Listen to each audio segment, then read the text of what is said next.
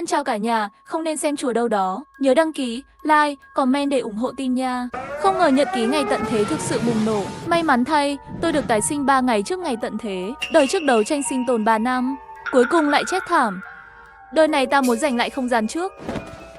Mở chế độ tích trữ điên rồ. Tôi mở mắt ra, ngồi dậy khỏi giường. Mồ hôi nằm xuống trán, mắt bối rối và tuyệt vọng. Đây là căn hộ trước ngày tận thế. Đinh đến rong, đinh rong liên tục nhận được âm thanh nhắc nhở tin nhắn văn bản. Lấy điện thoại ở đầu giường. Ngày 14 tháng 9 năm 2019, 32. Hàng chục tin nhắn chưa đọc. Tất cả là về siêu bão.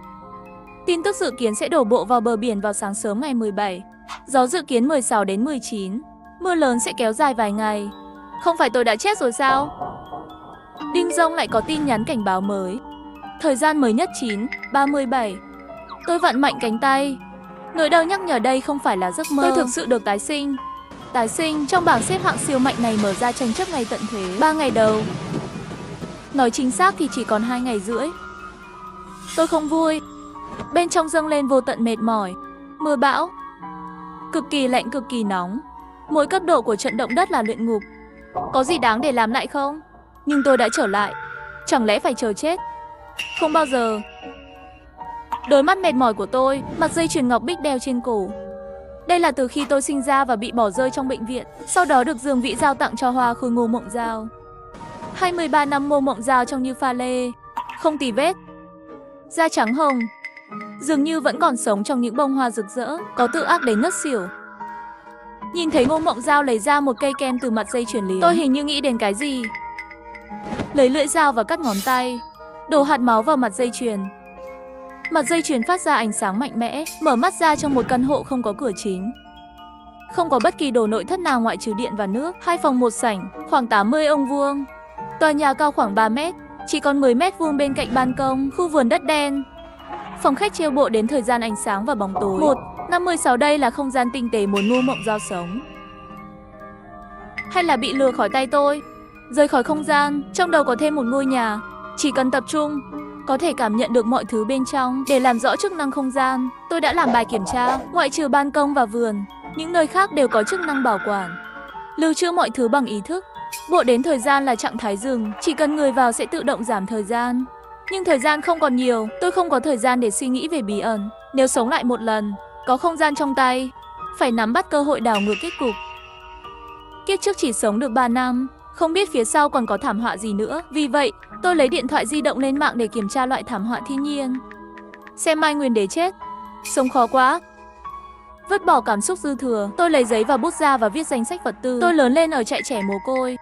Đừng nhìn cô nhi viện bề mặt hòa bình, thực ra sức mạnh sinh tồn rất mạnh. Dần dần hình thành tính cách ích kỷ không bất lợi của tôi. Sinh ra không an toàn, trường tiểu học nhặt rác giấy, trung học cơ sở bán thời gian làm việc giúp người ta bổ sung viết bài. Nhà vệ sinh chỉ cần trả tiền là làm. Xếp hạng cao nhất trong kỳ thi tuyển sinh lên đại học với 5 học sinh trung học. Phí bù giờ mỗi buổi là 200 nhân dân tệ. Tôi là một cái khoan tiền, bán bảo hiểm. Làm chủ chỉ cần không 6 phạm pháp luật đều dám làm. Hơn 10 năm qua, thẻ ngân hàng đã tiết kiệm được tổng cộng 20 vạn. Nghĩ đến việc tốt nghiệp để có được một khoản thanh toán bây giờ vô dụng rồi.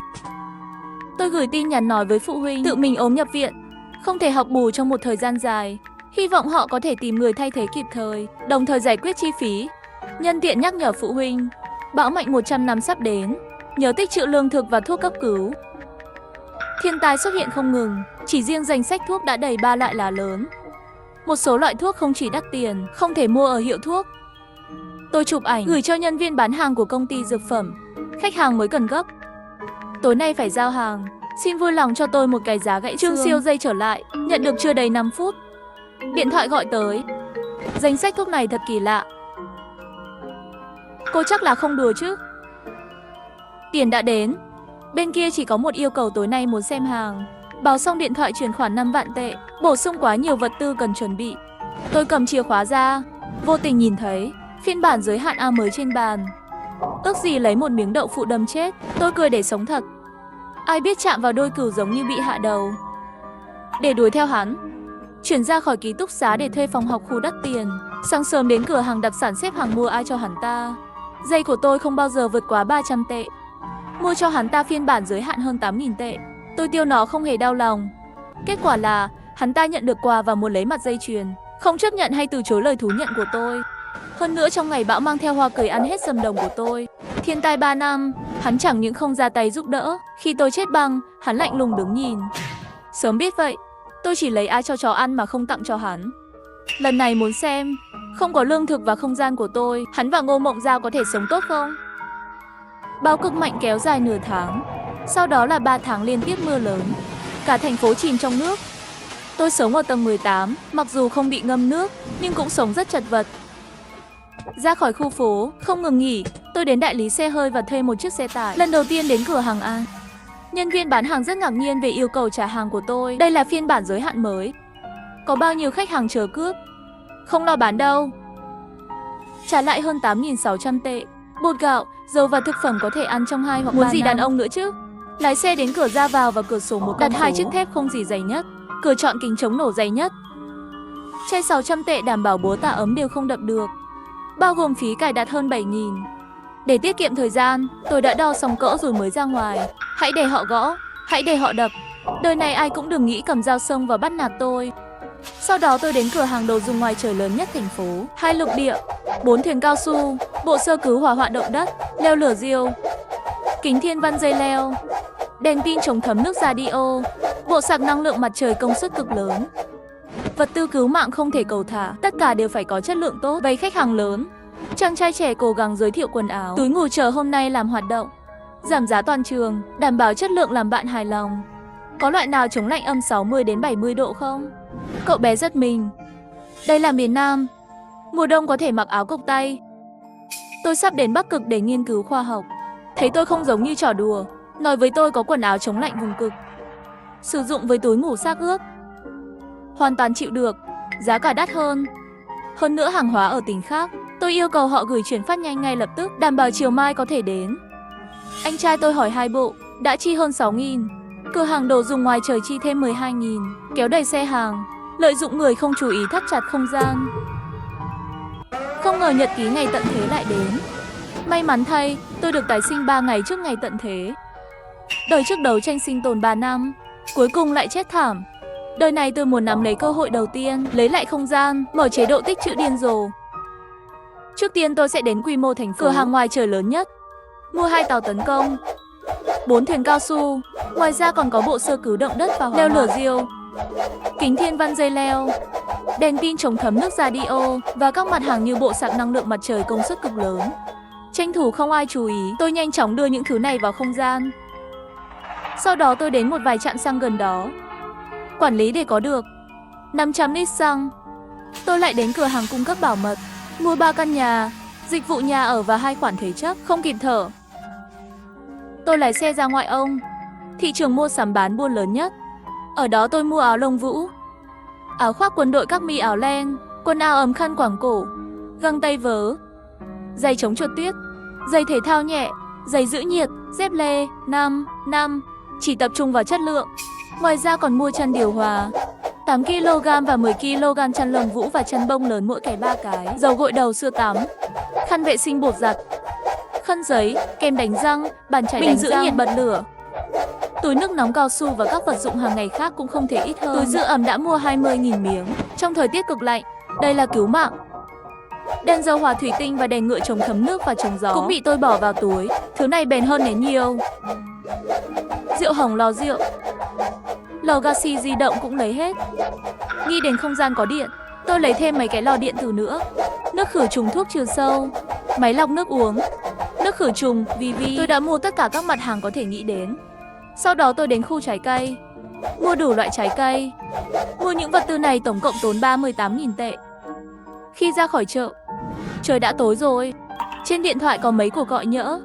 Tất cả đều là tin nhắn WeChat từ Trương Siêu, nói hàng đã sẵn sàng. Tôi lái xe xuống dưới nhà anh ta, chỉ thấy 20 mấy thùng các tông lớn hàng hóa. Đây đều là thuốc cứu mạng trong thiên tai. Mặc dù chi phí hơn 40.000, nhưng nó làm cho tôi cảm thấy tốt hơn rất nhiều. Sau khi chuyển thuốc lên xe, lái xe đến góc gần đó, sau đó đưa thuốc vào không gian. Về đến căn hộ thì gần 9 giờ rồi. Tôi sẽ vào không gian ngay lập tức, sắp xếp những vật tư lộn xộn đó. Để tiết kiệm không gian nhiều nhất có thể, tôi xếp từng lớp vật tư lên mái nhà. Tiền thật là không tiêu. Tổng cộng đã chi hơn 120.000 trong ngày. Vừa dọn dẹp xong tôi đột nhiên bị một lực lượng đá một cái, cả người rơi ra khỏi không gian. Bị đá, tôi cố gắng vào lại, bị chặn bởi một rào cản vô hình. Không gian nằm mắng nuốt hết đồ dùng của tôi rồi. Tôi toát mồ hôi lạnh, nhanh chóng kiểm tra bằng ý thức, không gian vẫn còn đó, vật tư cũng ở đây. Tôi cố gắng lấy đồ bằng tâm trí, trong tay có thêm một viên than đá, làm ướt một vòng bằng tâm trí. Tìm thấy bộ đến thời gian ánh sáng và bóng tối ở trạng thái không, tôi sẽ hiểu ngay. Hóa ra không gian chỉ có thể ở lại 2 giờ. Tốt hơn là không có gì. Tôi đi tắm xong đã qua sáng sớm rồi. Tôi nhìn vào không gian, 2 giờ mới thanh toán rồi. Lúc này mới hơi thở phào nhẹ nhõm. Tôi nằm trên giường rất lâu không ngủ được. Ngay cả khi ngủ cũng ngủ rất không an toàn. Lại mơ thấy mình bị đám người đó đuổi giết. Các người đừng động vào tôi, đập mạnh vào người tôi. Tôi bị đánh thức, ra mồ hôi lạnh. 5 giờ sáng, bên ngoài trời vẫn còn tối. Tôi vào không gian để xem hàng tồn kho bị ép. Điều này mới làm tâm trạng bình tĩnh lại. Tôi không ngủ tiếp, mà là lấy chìa khóa xe, đến chợ bán buôn nông dân lớn nhất. Mua rau, gia vị thịt 5, thêm 70.000 nữa. Sau đó tôi lái xe đến một góc yên tĩnh, thu nhập vật liệu vào không gian. Nhận được thông báo vào buổi chiều để đối phó với cơn bão mạnh sắp tới. Trường tạm thời nghỉ 3 ngày. Thời gian khác lại cụ thể sẽ được thông báo riêng. Học sinh cổ vũ bị đau lưng ra ngoài cuộc sống về đêm, ăn mừng trước cơn bão. Nhưng những gì họ không biết là bão mùa này có thể làm cho họ sau này vĩnh viễn không thể lên lớp được nữa. Không ngờ khủng hoảng ngày tận thế thực sự đầy đủ. Mây đen, gió lạnh thổi lên. Tôi thức dậy từ cơn ác mộng, nhịp tim như trống. Nhìn lên, những con số trên lịch nhắc nhở tôi 3 ngày trước ngày tận thế. May mắn thay, tất cả các vật tư tôi đã chuẩn bị trước. Sau 12 giờ sáng, cập nhật hẹn giờ cho thấy 130 phút còn lại. Điều này có nghĩa là thời gian có thể tích lũy. Trong tay có lương thực, lại có không gian để sống. Tôi lo lắng về thảm họa thiên nhiên sắp tới. Không thể không thêm chút tự tin. Một đêm không mơ, ngày hôm sau bị điện thoại đánh thức. Cửa thép không gì đến rồi. Tôi bảo sư phụ lắp cho tôi cánh cửa chất lượng tốt nhất. Mất chưa đầy 2 tiếng, cửa và kính đều đã lắp xong rồi. Tôi thấy ngôi nhà vững chắc này nhẹ nhõm. Lúc này điện thoại đổ chuông, là Dương Vĩ gọi. Anh Ký, hôm nay là sinh nhật tôi. Khi nào em đến? Giọng nói của Dương Vĩ bên kia điện thoại nhẹ nhàng ánh nắng mặt trời, cùng với tiếng cười náo nhiệt của nhiều người. Tôi cười. Anh chờ đợi rõ ràng thích Ngô Mộng Giao, nhưng lại cố tình dụ dỗ tôi, nhưng thèm món quà bất ngờ của tôi. Qua điện thoại đều có thể nghe thấy giọng nói ngọt ngào của Ngô Mộng Giao. Trong lòng tôi một lúc, làm sao Ngô Mộng Giao biết mặt dây chuyền của tôi có không gian? Từ thái độ bất lực, chắc là không biết bí mật này. Gọi điện thoại là do Ngô Mộng Giao làm. Dương Vĩ ở tầng 8, nhưng tôi đã không đi xuống. Lát nữa Dương Vĩ lại gọi điện thoại.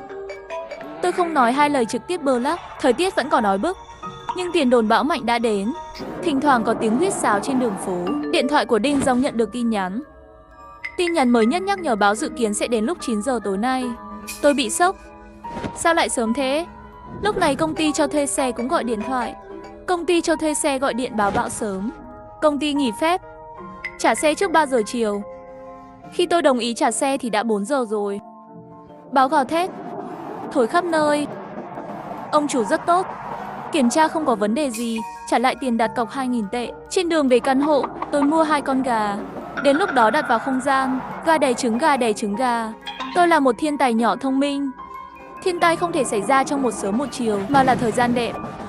Đáng tiếc người ta nhanh nhẹn bắt được. Trở về căn hộ, tôi lập tức đặt 2 con gà vào không gian. Tôi vừa ra khỏi không gian, 2 con gà sẽ bị đá ra và đập xuống đất. Suýt chết. Đầu tiên tôi chán nản, sau đó là sung sướng. Có vẻ như không gian không chỉ có giới hạn thời gian. Miễn là tôi không ở trong đó, các sinh vật sống khác cũng không thể để lại. Điều này có nghĩa là người khác không thể lấy đi. Sau đó cầm máy tính lên, điện thoại máy tính bảng liên tục tải xuống thông tin. Nhạc phim khác nhau, kỹ năng sống, công thức nấu ăn, bản đồ ngoại tuyến, sơ cứu thảm họa. Ứng dụng mua sắm đột nhiên bật lên tin nhắn vận chuyển. Lúc này tôi mới tỉnh dậy như mơ. Tôi quên mất bộ đồ chống lạnh vùng cực mua trên mạng. Lẽ ra phải đến vào tối hôm qua, nhưng ông chủ giao hàng không kịp thời cộng với chuyển phát nhanh bị trì hoãn. Tôi vừa đến điểm nhận hàng chuyển phát nhanh. Tôi sẽ gọi ngay. Trạm chuyển phát nhanh trả lời báo đã đến rồi. Bây giờ không thể giao hàng được, phải đợi sau bão mới có thể gửi. Thật sự cần gấp, bạn có thể đến lấy trước 6 giờ. Lúc này tiếng gọi bên ngoài cửa sổ rất lớn. Cây cối trong cộng đồng lắc lư điên cuồng. Báo mưa lớn. Điểm chuyển phát nhanh sẽ bị ngập, không có quần áo chống lạnh cực. Không thể sống sót ở nhiệt độ âm 60 đến 70 độ. Tôi không thể mở mắt trước gió. Rất nhiều rác và giấy bị cuốn lên trời. Tôi thở hổn hển chạy đến trạm chuyển phát nhanh. Do giao hàng bị trì hoãn trong ngày bão, ở đâu cũng có núi chuyển phát nhanh. Tôi không thể thở được. Tuyệt vọng tìm kiếm. May mà chuyển phát nhanh đủ lớn, gửi hơn 10 phút cuối cùng cũng tìm được. Bên ngoài bão mạnh hơn rồi. Trời tối quá. Tôi không biết, tôi tưởng là buổi tối. Tôi cắn răng và ôm một miếng lớn để rời đi. Vừa ra khỏi cửa, một cơn bão bất ngờ ập đến. Cả người tôi bị cuốn bay. Nói muộn thì nhanh. Người đàn ông đứng bên cạnh xe tải nhanh chóng đưa tay ra và nắm lấy tôi. Người đàn ông rất ổn định, kéo tôi ra. Tôi nhanh chóng cảm ơn. Âm thanh bị bão cuốn đi. Dưới ánh đèn, lúc này tôi mới nhìn rõ khuôn mặt của anh ta. Đen cộng với quần dây lưng, đầu những năm 20, với kiểu tóc xẻ tà sạch sẽ. Rất cao, ít nhất là trên 1m85, một đôi chân dài nghịch thiên. Người đàn ông lấy rất nhiều chuyển phát nhanh, đổ đầy xe. Nhìn thấy tôi lo lắng muốn rời đi. Hơi do dự một chút. Cô sống ở đâu? Tôi sống ở khu Hắc Kỳ. Có thể đưa tôi một đoạn không? Có thể trả tiền xe. Người đàn ông gật đầu mở cửa xe. Hàng sau đầy.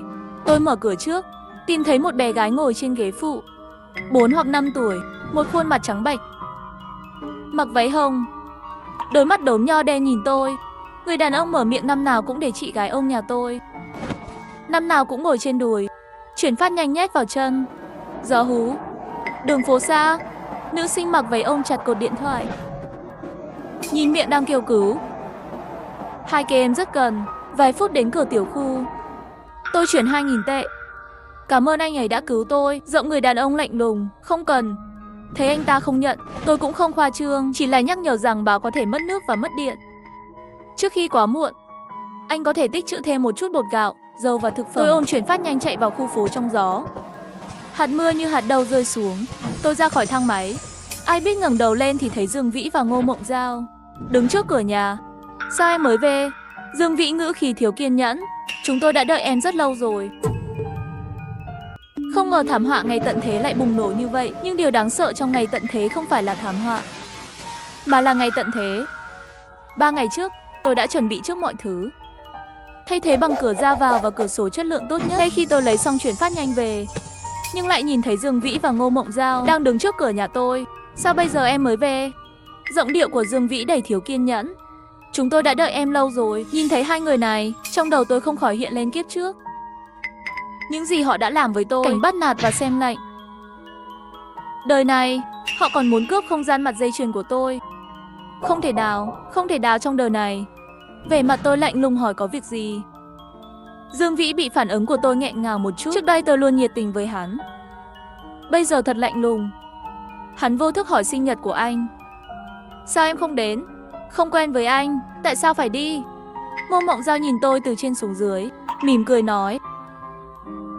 Hôm nay là sinh nhật của học trưởng, mọi người đều là cựu sinh viên, cùng nhau tụ tập. Tôi đang chế giễu cậu, cậu có bị điếc không? Không nghe thấy tôi vừa nói không quen, sinh nhật của anh ấy có liên quan gì đến tôi? Buổi trưa sinh nhật đã qua rồi, muốn tôi lên tầng 8, chỉ là muốn lừa gạt không gian của tôi. Dương Vĩ cảm thấy mặt mũi không được, tức giận nói Đặng Hắc Kỳ. Ý cô là sao? Anh và cô ấy đeo nhẫn đôi, lại liên tục mời tôi đến nhà anh. Anh muốn đặt chân lên 2 chiếc thuyền, đừng mơ tưởng nữa. Tôi không có ý đó với anh. Dương Vĩ tức giận muốn chết, tức giận nói Mộng Giao. Chúng ta đi. Ngô Mộng Giao lại không muốn đi. Cô ta cắn răng cố gắng chống đỡ nụ cười nói anh ý. Mặt dây chuyền cậu mang theo rất đẹp, không biết mua ở đâu. Tôi tháo mặt dây chuyền xuống và hỏi muốn à. Mắt Ngô Mộng Giao sáng lên, có thể chuyển nhượng được không? Tôi thực sự đập mặt dây chuyền xuống đất. Thích của cậu làm tôi cảm thấy ghê tởm. Sau đó tôi nhấc chân lên mạnh mẽ đạp vài cái. Sau khi ràng buộc không gian, mặt dây chuyền mất đi độ bóng ban đầu, trở nên mờ, vẫn không có ích gì. Trái tim độc ác, nếu không trực tiếp tiêu diệt nó, ai biết Ngô Mộng Giao sẽ làm chuyện gì. Bạn gái bị bắt nạt. Dương Vĩ rất tức giận, nói xấu tôi. Cút đi, đừng cản mắt tôi. Dương Vĩ sắc mặt đen như đáy nồi, kéo Ngô Mộng Giao giận dữ rời đi. Lúc này tôi mới mở cửa thép không gì vào nhà.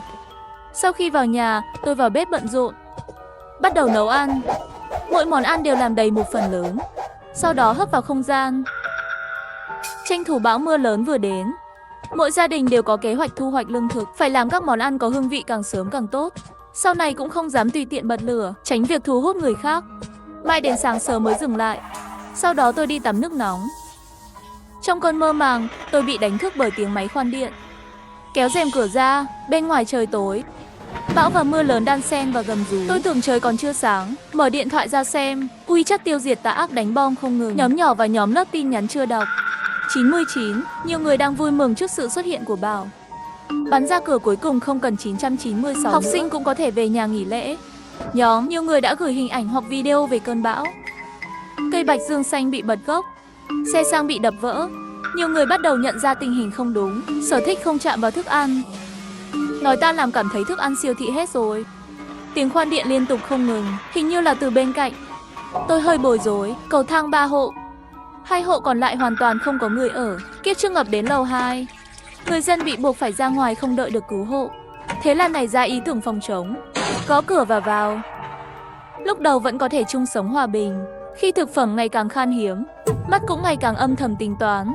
Nhiều lần lén cậy cửa nhà tôi vào giữa đêm. Lần này tôi mua diều cứu hỏa.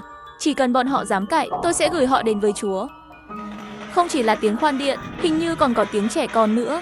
Tôi mở cửa và đi ra ngoài, chỉ thấy cánh cửa năm 1801 mở ra. Cửa thép không gì mới đặt bên cạnh. Người đàn ông trẻ tuổi mặc quần dây lưng đang khoan lỗ vào tường. Nghe tiếng mở cửa, hắn quay lại nhìn. Sao tôi không nghĩ vậy? Năm 1801 không chỉ chuyển đến cư dân mới, hơn nữa còn là giúp đỡ tại điểm chuyển phát nhanh. Người đàn ông trẻ, hắn cũng có chút ngạc nhiên. Sau khi gật đầu với tôi, hãy tiếp tục làm việc. Người đàn ông đẹp trai lạnh lùng, cao và gầy. Dưới quần áo có thể nhìn thấy những đường cơ bắp, có thể làm cho người ta cảm thấy rất mạnh mẽ. Tôi chỉ cảm thấy tê da đầu.